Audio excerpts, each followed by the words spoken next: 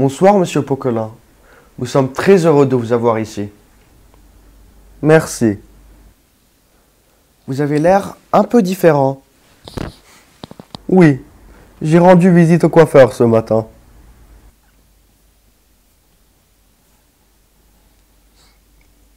Passons aux choses sérieuses. Vous êtes un dramaturge qui a écrit plusieurs pièces de théâtre fascinantes qui dénoncent les mœurs de la société à cette époque. L'une d'elles est l'École des femmes. Que pouvez-vous nous dire sur les personnages principaux et le choix que vous aviez fait pour nommer ces personnages? Les personnages principaux sont nommés Agnès, Arnolphe, Horace, Alain et Georgette. L'histoire tourne autour d'Agnès. Le choix du prénom d'Agnès est très spécifique. C'est parce qu'il veut dire pureté.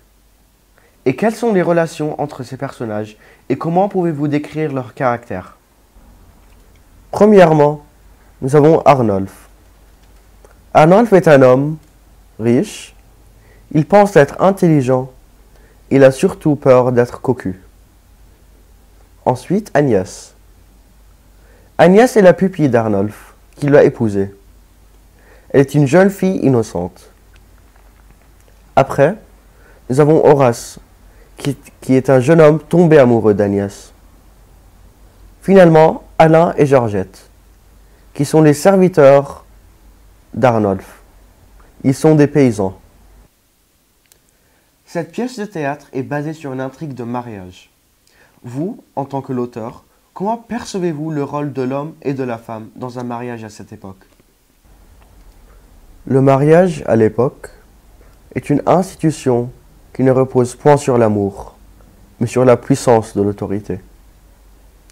Être amoureux ne garantit en rien le mariage, car les femmes sont livrées aux hommes par des marchés entre les pères des familles. L'épouse n'a que des devoirs. Elle tient le ménage et assure la descendance de son mari. Lorsqu'elle est mariée, elle est coupée du monde et ses droits sont supprimés. Parfois même, elles sont satisfaites parce qu'à l'époque, c'était le mariage ou le couvent.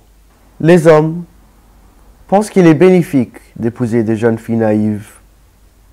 Ils peuvent avoir facilement l'autorité sur la femme. De la sorte, elles peuvent être soumises et obéissantes à leur mari. C'est cette conception qu'exprime le personnage d'Arnolphe. Pourriez-vous, monsieur Poquelin, nous résumer l'histoire de l'école des femmes sans tout dévoiler? Comme nous l'avons dit, Arnolphe est un homme riche qui pense être intelligent. Il prétend qu'une femme ne peut être sage qu'autant qu'elle est ignorante. Pour avoir une épouse à sa guise, il fait élever sa pupille, Agnès, au fond de sa maison, sous la garde d'un valet et d'une servante, aussi niais qu'elle. Peut-être que vous ne pourriez pas répondre à ma question, mais est-ce que vous avez une scène ou un passage préféré dans l'école des femmes? Certainement. Laquelle? Ma scène préférée est la scène des maximes du mariage.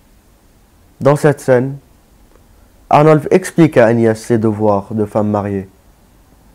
La femme doit être obéissante, soumise à son mari, humble et éviter toute coquetterie. Il lui fait lire les maximes du mariage.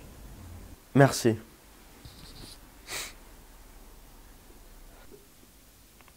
ثلاثة.